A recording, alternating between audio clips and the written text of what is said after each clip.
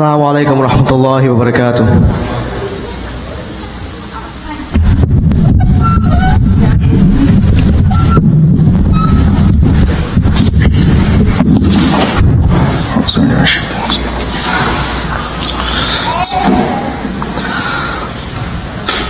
الله أكبر الله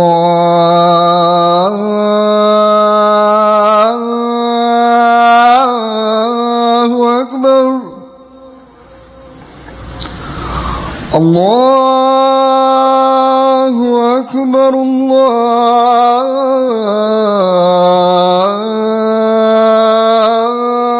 الله أكبر. أشهد أن لا إله إلا الله.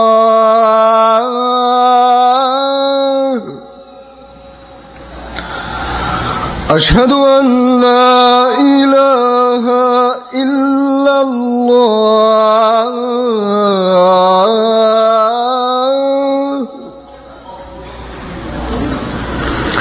أشهد أن محمدًا رسول الله.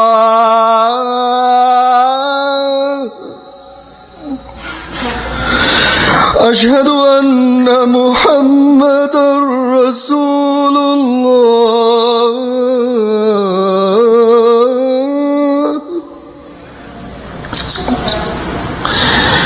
حي على الصلاة.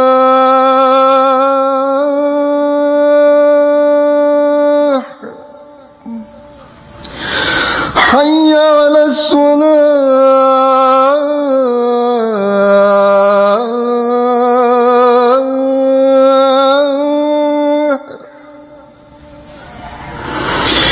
حي على الفلاح.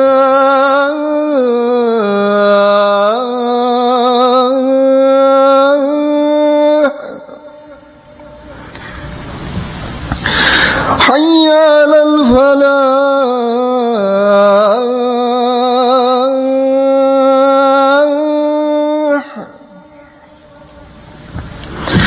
الله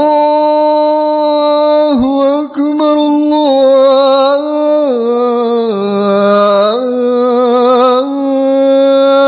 الله أكبر.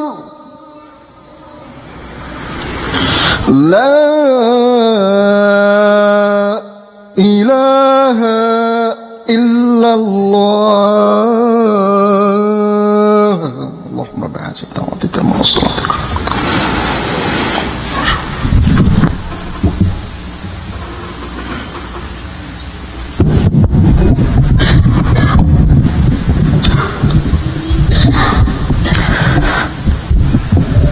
إن الحمد لله نحمده ونستعينه ونستغفره ونؤمن به ونتوكل عليه ونعوذ بالله من شرور أنفسنا ومن سيئات أعمالنا.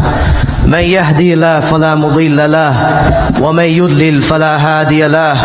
وأشهد أن لا إله إلا الله وحده لا شريك له وأشهد أن محمدا عبده ورسوله أرسله بالحق بشيرا ونذيرا بين يدي الساعة.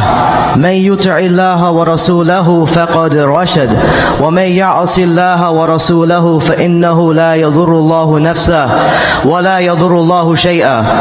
أعوذ بالله من الشيطان الرجيم. بسم الله الرحمن الرحيم. يا أيها الذين آمنوا اتقوا الله حق تقاته ولا تموتن إلا وأنتم مسلمون. وقال تعالى: يا أيها الناس اتقوا ربكم الذي خلقكم من نفس واحدة وخلق منها زوجها وبث منهما رجالا كثيرا ونساء واتقوا الله الذي تساءلون به والأرحام إن الله كان عليكم رقيبا. وقال تعالى: يا أيها الذين آمنوا اتقوا الله وقولوا قولا سديدا يصلح لكم أعمالكم ويغفر لكم ذنوبكم ومن يطع الله ورسوله فقد فاز فوزا عظيما. وقال تعالى: فذكر فإن الذكرى تنفع المؤمنين وما خلقت الجن والإنس إلا ليعبدون. صدق الله العظيم.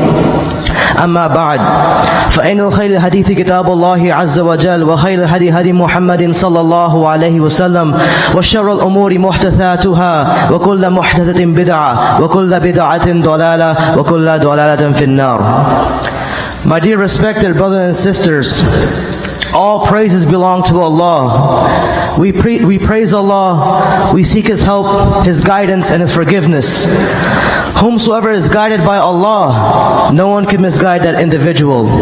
And whomsoever is misguided or led astray, only Allah is there for their true guidance and their return to Him. I bear witness that there is no deity but Allah, having no partners. And I bear witness that the Prophet Muhammad sallallahu alaihi wasallam is the last and final messenger. Allah subhanahu wa ta'ala tells us in the Quran, in the ayat that I have translated, that I will translate for you, that He is telling us that, O you who believe, fear Allah and die only in the state of Islam. He then tells us in Surah Nisa, the first ayah, O mankind, be dutiful to your Lord, who has created you from a single person, and from then the partner, and from then the offspring, the progeny of many men and many women. And fear Allah and do not cut off your relationships, for surely Allah is ever watching over you. Allah then tells us in Surah Ahzab, O you who believe, fear Allah and only speak the truth. Allah will then direct us to the righteous good deeds and forgive us of our many shortcomings. And whomsoever obeys Allah and His Messenger has indeed achieved a great achievement. Allah then tells us in Surah Dhariyat, verse 55, and remind, verily reminder is beneficial to the believers. And then He tells us, following up with that verse 56, which I will argue and many can say is the purpose of our existence. Allah is telling us that He has not created men or jinn except so that they may worship He being Allah. And then in the hadith that I translated, the Prophet tells us that the best, anything that's good, anything that's the best is from Allah. And any action and the best word is from the Prophet. And the worst of all matters are wrong. Anything wrong will lead you astray. And anything that leads you astray will ultimately end you up in the fire of Jahannam. My dear respected brothers and sisters, usually every Friday we hear these Quranic ayat and these hadith being recited every Jummah. Nearly every Jummah you hear every khatib starting off with the Inna Alhamdulillah, with the Ya Ayyuhal Ladhina, and so forth and so on. But the majority of us, and I'm not saying us in general, I'm saying Muslims at a large, we never take into consideration or understanding what is being said every single Friday. And if you look at the translation, the definition as I translated the verses before you, these are very simple commandments that Allah is giving us.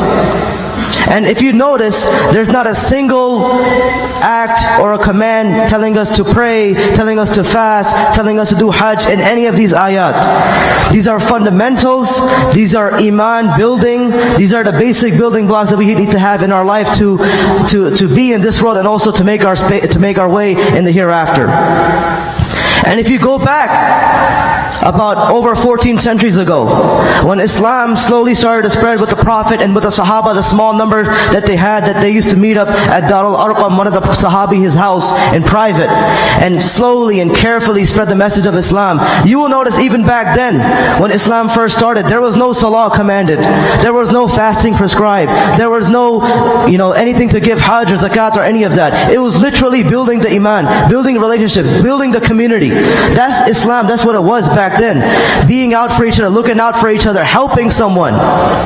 We can see several stories, several hadiths that are being written about sahabiyat and so forth and so on. The first shaheed, the first martyrs of Islam, the first slaves and how they were treated. So back then, again, before the commandments of salah and any ritualistic act came, the foundation was there. The sense of a community was there. If there was somebody in trouble, there were 10 sahabas, if not more, ready to help them out. And that's what I want to focus on for today. The sense of building the community. Because many times, and with all due respect to all the khutbahs that we hear, sometimes it'll be a very important topics, no doubt. But a lot of times the basics, the fundamentals are being forgotten. And we want to aim for the stars, but we're not even walking properly. And so inshallah for today, for the next 15 or so minutes that I have, I want to really focus on the fundamentals. Building the community, building each other. And how to ensure that we please Allah both in this world and also have our space ready in the hereafter. And so with that, again, I want to mention a couple of examples that will make us really feel for each other, help us build one another, and be there for whatever situation that we can give our assistance towards. As you see, back in the time of the Prophet, back when Islam started to slowly spread, and as we recall, Islam first started spreading with a lot of slaves, a lot of women folk, a lot of, pretty poor people, like not upper class or rich folks and things like that. And we need to learn from this. We need to see the wisdom of Allah, why He chose Islam to start like this. Many of the big leaders of the Quraysh, the kuffars, the enemies of Islam back then, anytime the Prophet or the Sahaba would speak a word of Islam, they would slam the door in front of their face, spit at them, or what have you. And so we learn from a lot of incidents of how close-knit the community was.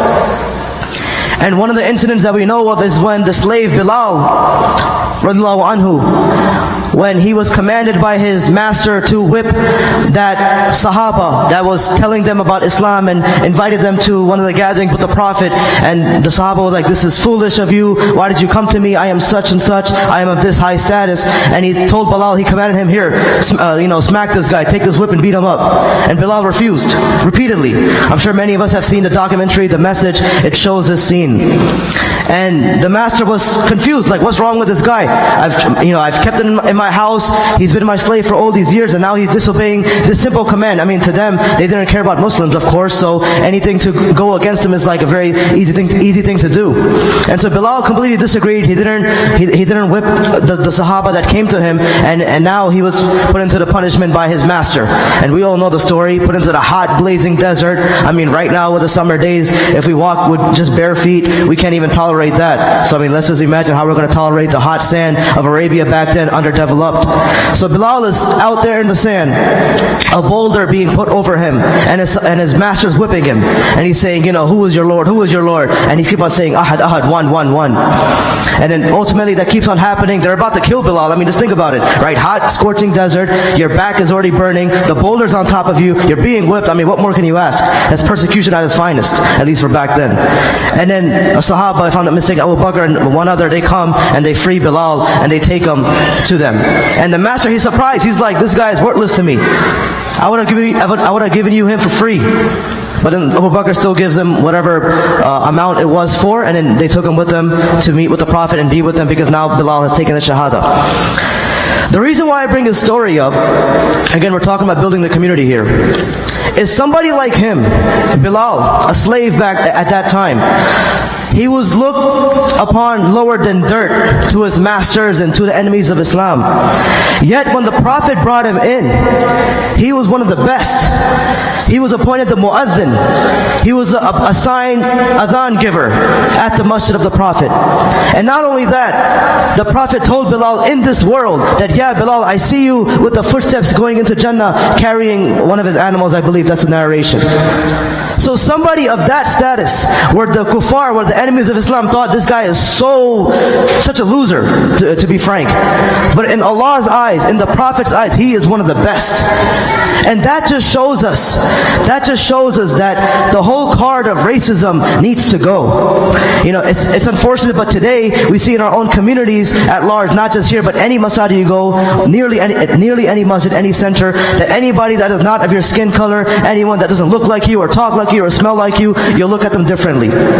We need to get away from that mindset, because we are all equal under the eyes of Allah. The only thing that differentiates us is our deed, is our acts, is our a'mal.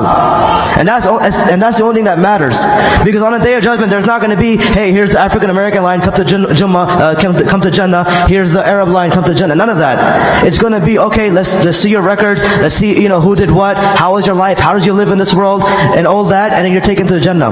And this entire scene Allah describes to us in Surah Al-Haqqah, where Allah tells us, وَأَمَّا مَنْ أُوتِيَ كِتَابَهُ بِيَمِينِهِ فَيَقُولُ هَاؤُمُ اقْرَءُوا كِتَابِيَهْ. إني ظننت أني ملاق حسابية فهو في عيشة راضية في جنة عالية قطوفها دانية كلوا واشربوا هنيئا بما أسلفتم في الأيام الخالية وأما من أوتي كتابه بشمالي فيقول يا ليتني لم أوت كتابية ولم أدري ما حسابية يا ليتها كانت القاضية ما أغنى عني مالية هلك عني سلطانية خذوه فغلوه ثم الجحيل صلوا ثم في سلسلة 70 ذراعا فاسلكوه إنه كان لا يؤمن بالله العظيم ولا يحض على طعام المسكين فليس له اليوم هاهنا حميم ولا طعام إلا من غسلين لا يأكله إلا الخاطئون. Allah is describing the entire situation in the hereafter right to us in this open book, the Quran, that we should read more often. Allah is telling us straight up how it's going to be like on the Day of Judgment. That the one who receives the book of deeds in the right hand, meaning you have lived this world to the best of your ability, you prayed, you fast, you took care of your family, you took care of your neighbors, you helped out wherever you could, you gave charity, you gave zakat, so forth and so on. You are given your book of deeds in your right hand. You already know you're going to Jannah. And Allah is giving you pretty much like a VIP, red carpet entrance. Here you go, enjoy the eternal bliss.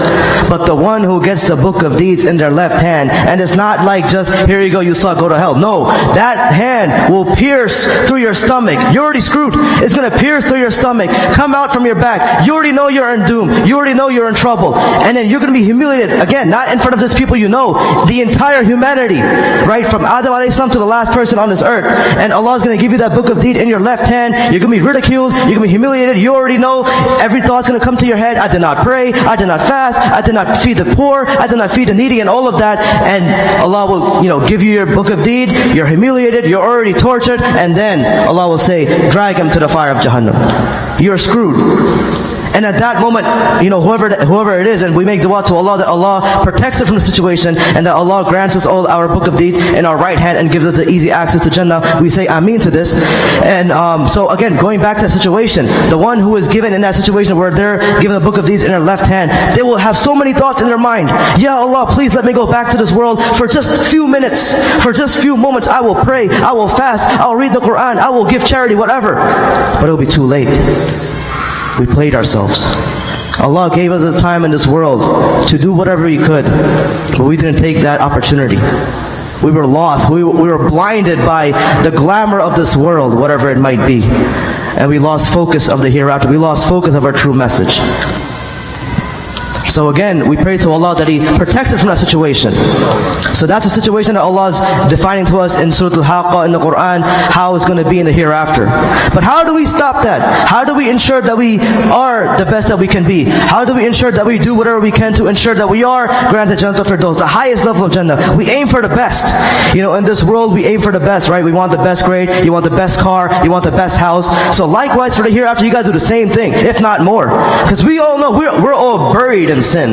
We have shortcoming upon shortcoming. And going back to the verses that I translated in the beginning of the khutbah, Allah is telling us, just fear Allah, be truthful, and be mindful of your sins, and Allah will forgive you. He is telling us straight up, I will forgive you. What more do you need? There is no better guarantee in the world. Sometimes we see coupons and TV commercials and what have you, and we get excited for some product because it's going to guarantee you, saving some money or some discount, what have you. But this is Allah we're talking about. The best of discounts, the best of coupons, the best of guarantees, and we're just like, yeah, it's quiet for you. It's embarrassing, like the fact that we just completely ignored the signs that Allah is giving us, the freebies that Allah is giving us. The month of Ramadan just passed 1 month ago. Easy chance for every single one of us to do the best that we can in the month of Ramadan, because every single act of goodness, every good deed is multiplied by 70. You pick up an obstacle that's harmful in somebody's path, you pick that up, 70 times more reward. You pray in the masjid, you already get 27 times more reward praying in the masjid. Now add another 70 per salah in the month of Ramadan. Not to mention Taraweeh and Qiyam and so forth and so on that people take advantage of. So you have reward upon reward in the month of Ramadan. And as we all know from the narration, the one who does not take advantage of the month of Ramadan and that is not forgiven in the month of Ramadan, he is a loser. And so we are given this great opportunity this just 1 month ago. So we have this amazing, freebie from Allah that He is giving us here. And on top of that, every single night Allah comes down in the latter part of the night asking if there's anyone that wants to be forgiven, anyone that needs something, anyone that I can fulfill their desires or fulfill their whatever they need. He is coming down during that late part of the night for tahajjud, for qiyam. And what are we doing? Sleeping, we're just whatever. I mean, let alone Fajr. We haven't got to Fajr yet. We're just talking about that time. It's so easy, just get up a few minutes before Fajr, pray a few rakat, make some dua, what have you, and there you go. Another freebie Allah is giving us to ensure that we have success in this world and in the hereafter. And so again, going back to the ayat that I talked about, of building the foundation within each other, building the brotherhood, building the community, building the sisterhood. We need to take the examples from the Prophet, because that's the best example that we can take from anywhere to help us get back to the direction that we need to. And just a couple of examples I'll give for us to take into consideration, and then I'll close out for the first khutbah inshallah. There was one situation I'm sure many of us know of in the seerah, where the Sahaba, they were sitting like us. Of course, much more smaller number. But in the masjid, they were in their gathering, hangout, whatever you want to call it. And some Bedouin, some random person, some stranger came to the masjid and was relieving himself in the masjid. He was urinating in the masjid. Now let's just let that sink in. Today we get mad about kids running around and people coming into the masjid with shorts on, or people not wearing proper Islamic attire, whatever that means, or playing ball when the adhan's going on. We get mad about those issues. This guy is relieving himself in the masjid. You're talking about like the ultimate filth. And the Sahaba, they got up, because after all they're human beings like you and I. And so they got up, they're about to go, I guess teach that guy a lesson or what have you. And the Prophet is like, no, stop. Let him fully relieve himself. And the Sahaba, they're confused. They're like, wait, what? And then after he's done, the Prophet tells the Sahaba, here, go clean it up. Now they're like, what, double what? And so now they go clean up his mess. And the Prophet goes to that man. And just imagine, pretend you're that man, right? Some random Bedouin, random traveler, random stranger. You're not Muslim. You just urinated in the masjid. You're probably thinking to yourself, man, this Prophet, he's going to probably, that's the last time I relieve myself. That's going to be the thoughts in your head right there. You're probably done for. You're going to die. That's what you're probably thinking. But the Prophet went to that man and he told him straight up. I mean, I'm sure the formalities were there, Assalamu alaikum, how are you doing? Wa alaikum salam, blah, blah, blah, whatever. But afterwards he told him, he's like, look, this is a place of worship. This is a sacred place. We don't do that over here. I can take you outside. I can show you outside where we do it. And, we can go from there. And that guy was like, what? Like, just imagine, like, he's just, he relieved himself in the masjid. And the Prophet is showing him such amazing characteristic and manners that he is not humiliating this guy for doing such a nasty thing in front of anyone, in front of everyone. And if I'm not mistaken, that individual took the shahada because of the way the Prophet approached him. See, the hikmah and the guidance that the Prophet used to get to the people, to understand their situation, to win their hearts, nobody can top that. Because he made sure that whenever he wanted to teach somebody a lesson, quote unquote, or advise them or whatever it might be, that he did it in a way that they didn't feel like they were being targeted. Even for like general statements in khutbah, we make general statements, for people or whatever, just to give an example. Even with that, he was very careful in that. And so again, we learn from the example of the Prophet how he built the community. He empowered every single Sahaba, every random person's strength. He made it, he made them go strong and beyond with their strength. And he limited and completely wiped out and hidden their weakness. And as we all know, the best example, upon moving to Medina, the Prophet paired up a muhajir, the one that was migrating, with the ansar, the one who was living, resident in Medina. And they helped each other. Over here in America, at this masjid, at any masjid, somebody comes, takes a shahada, yeah, Allahu Akbar, takbir, hug him 3 times, maybe take his phone number, that's really it. After that, you have no idea, hey, where's that guy? I haven't seen him for like 3 months. What, you've been sleeping for 3 months? Like, why are you surprised? And then when we see like years later or months later or what have you, that person is struggling with his deen, or he's having suicidal thoughts, or just anything that's going on with his life, we're like, whoa, what happened to this guy? Like, where have you been, bro? Where have you been, sis? Right? So like, we need to realize and understand, when people are struggling, when people are new to the deen, when even people who are born and raised in Muslim households, when they get to the college age, when they get out to the real world, it's no joke, because we have no idea what they're facing. And then if we're not there for their assistance, if we're not there for their help, if we're going to straight judge them, you're not doing any favors. Who are we to judge? Are we Allah? Are we God? Are we going to judge them on the day of judgment? No. So why are we judging them? Oh, he doesn't pray. Oh, he doesn't fast. Oh, oh, he doesn't wear proper clothing. Oh, like, are you kidding me? Like, help them out. Stop judging them. Don't put them more down. And I'm sure we've heard lectures upon lectures from, various scholars, various speakers. Nawal Ali Khan is very famous in these lectures as well. That, you cannot belittle somebody. You cannot make somebody feel any less important they are. Every single one of us in this room today, in the gymnasium, out in the lobby, in the cafeteria, out in the parking lot, we are all important. We all play an important role for this community, for the society at large, for Muslims worldwide. And we need to ensure that that is, truly meant to us. Don't let anybody tell you that you're not important. Don't let anybody tell you that you're not meaningful. Every single one of you, every single one of us, we are meaningful in the eyes of Allah, because we are here. We understand our obligation. Allah tells us in the Quran to come to the Friday prayer, leave everything, and come for the remembrance of Him, remembrance of He. And we're doing that because we care. We want to go to Jannah.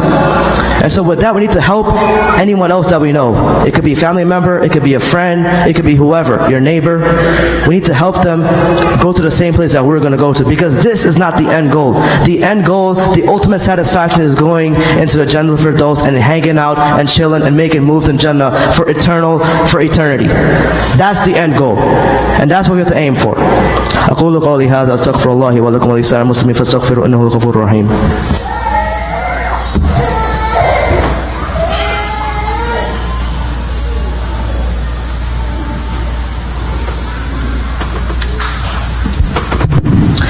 Alhamdulillah, salatu wassalamu ala rasulillah wa ala alihi wa ashabihi wa man wala. My dear respected brothers and sisters, just one more point I wanted to make from the first part of the khutbah. I forgot to mention this point. In the lines of discrimination, in the lines of making people feel that they're under you or you're above them or what have you, we need to realize and understand that yes, there might be many sects in Islam, many different, from the opinions, from the way of life or what have you, right? But we cannot let that divide us as an ummah. Right now, every single one of us knows that it's probably the toughest time for a Muslim to be a Muslim. With the presidential race going on, with the Islamophobia going on, with any type of negativity of Islam going on. I mean, our sisters, mashallah, they're the real MVPs, walking out there with the hijab. They're the targets automatically for any kind of bigotry. And so at times like these, when Islam is being ridiculed, when Islam is being hated, we cannot cause more conflicts within each other. And to give one example, Imam Suhaib, many of us know, he moved from Boston and is now in DC, local to the DMV. He was holding a lecture in one of the masjid. And usually, shuyukh and scholars and imams get several interesting questions to ask from the audience. And they usually hold their composure, they usually hold their emotion. But this question, it really irritated him. You could see it by his face. I mean, he's already light-skinned. When he gets mad, you could easily see it. And the question was, it was something, I forget the exact question, but it was something along the lines, can Sunni and Shia be friends or be together or whatever? Something really, really weird. And he just erupted. He was like, what's going on right now in America, in the world? We're being ridiculed. We're being this and that, targeted, hated, Islamophobia and so forth and so on. And someone's going to ask that kind of a question, that if somebody who prays differently than you or might have a little bit different of an ideology than you, but they're still Muslim, but you're going to make this kind of a boundary. He got really upset. He was like, we can't make this kind of differences between each other. We need to come together. And he gave one example that he was growing up, and him and his brother, believe it or not, is bigger than him.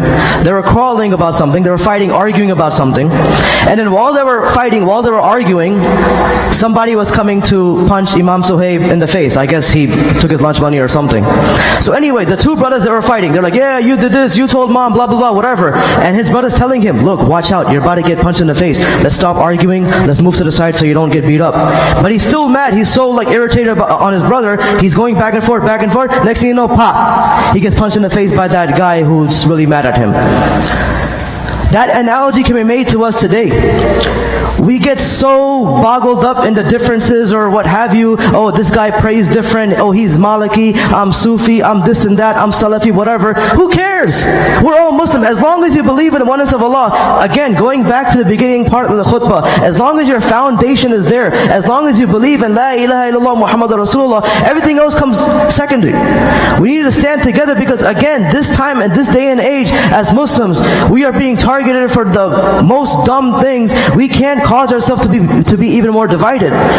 We can't cause ourselves to hate somebody just because they pray differently or they look differently or what have you. We need to stop all of that and come together. Again, your personal differences, your personal views, keep it to yourself.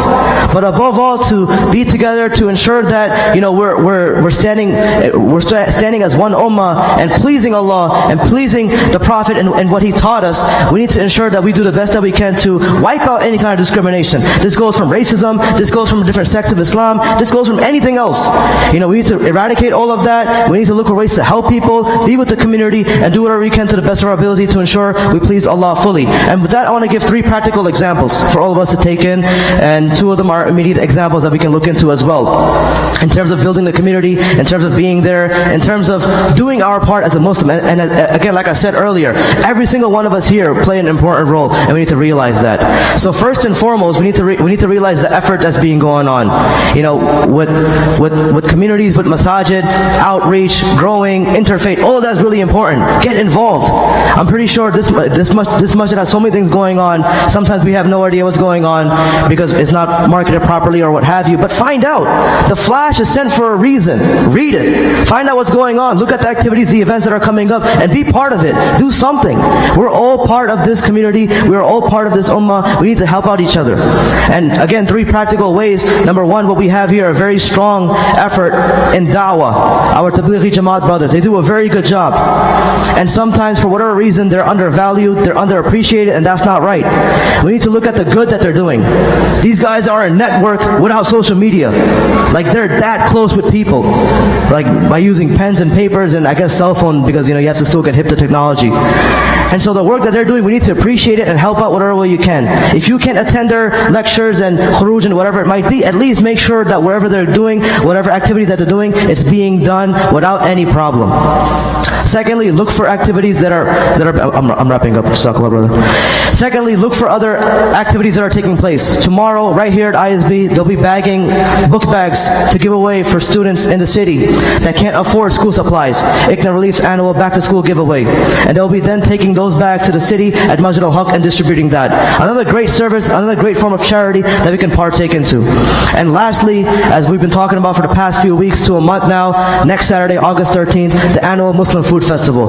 This event is not just like an event, it's cool, it's fun, but we need to realize the bigger aspect of the event. It's a communal event. Literally everybody from this community, perhaps even from, not even perhaps, definitely from different parts of the DMV, even different states, they're coming together. From food vendors, from bazaar vendors, from kids' activities. We need to be part of that. And we need to ensure that everyone that we know is there so we can benefit from each other and we can learn from each other. I've already taken too much time, inshallah. We'll wrap up the khutbah, we'll make dua. We ask Allah that He guides us, that He protects us, that He accepts all of our broken acts of worship, and that He alleviates us from any pain in this world, in the grave, and hereafter protects us from it, and enters us all into Jannah Firdaus without any questions asked. We make dua. ربنا آتنا في الدنيا حسنة وفي الآخرة حسنة وقنا عذاب النار ربنا ظلمنا أنفسنا وإن لم تغفر لنا وترحمنا لنكونن من الخاسرين اللهم انصر الإسلام والمسلمين اللهم انصر الإسلام والمسلمين في كل مكان اللهم انصر الإسلام والمسلمين في نصر محمد صلى الله عليه وسلم وأنت المستعان وعليك البلاغ ولا حول ولا قوة إلا بالله العلي العظيم إن الله وملائكته يصلون على النبي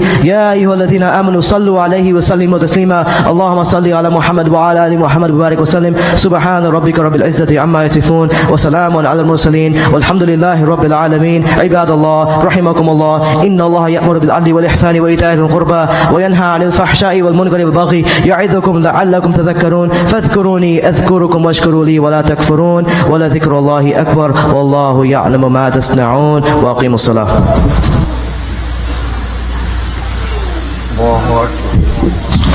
الله أكبر الله أكبر الله أكبر الله أكبر أشهد أن لا إله إلا الله أشهد أن لا إله إلا الله أشهد أن محمد رسول الله أشهد أن محمد رسول الله هيا على الصلاة هيا على الصلاة هيا على الفلاح هيا على الفلاح قد قامت الصلاة قد قامت الصلاة الله أكبر الله أكبر لا إله إلا الله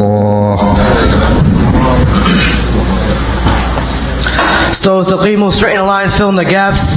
Make sure to complete the rows before you before making the rows behind you. Silence your cell phones and other distractions. Those of you praying with children, please keep them close to you. And those of us praying next to our brothers and sisters with children, please show them mercy and compassion. They are human after all. And please keep our brothers and sisters across the world, overseas, in our locality, in your du'as, who are suffering from whatever calamity. We pray to Allah that He relieves them of their suffering. Ameen. Staqimu. Allahu Akbar.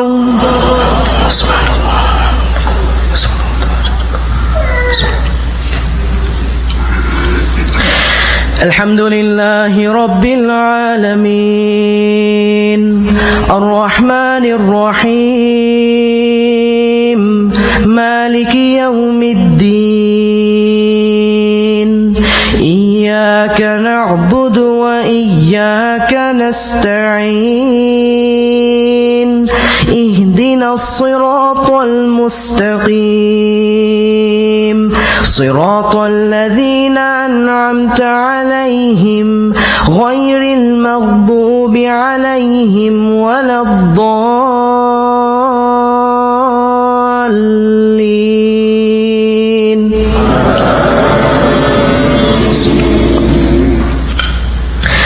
كذلك ما أتى الذين من قبلهم من رسول إلا قالوا ساحر أو مجنون أتواصوا به بل هم قوم طاغون فتولى عنهم فما أنت بملون فذكر فإن الذكرى تنفع المؤمنين وما خلقت الجن والإنس إلا ليعبدون ما أريد منهم من رزق وما أريد أن يطعمون إن الله هو الرزاق ذو القوة المتين فإن للذين ظلموا ذنوبا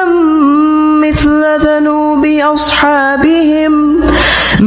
ذنوب أصحابهم فلا يستعجلون فويل للذين كفروا من يومهم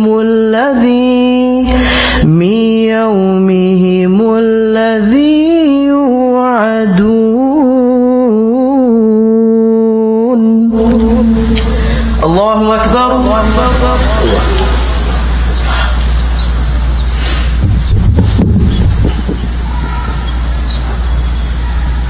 سمع الله لمن حمده. الله أكبر.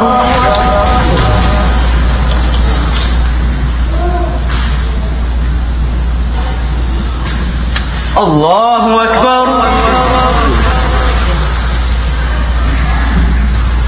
الله أكبر.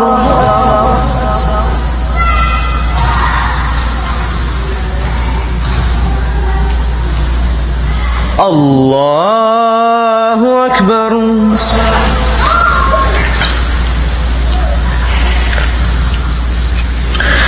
الحمد لله رب العالمين الرحمن الرحيم مالك يوم الدين إياك نعبد وإياك نستعين اهدنا الصراط المستقيم صراط الذين أنعمت عليهم غير المغضوب عليهم ولا الضالين.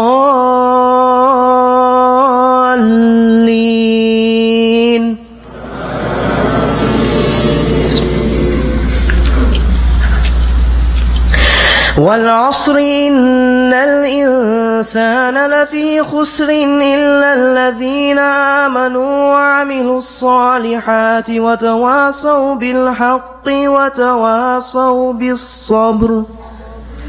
الله أكبر.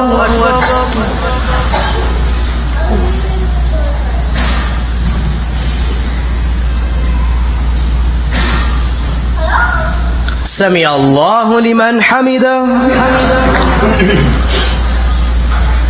الله أكبر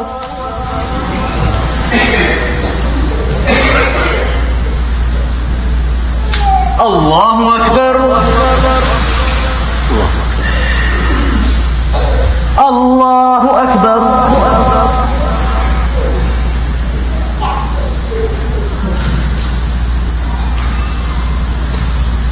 الله أكبر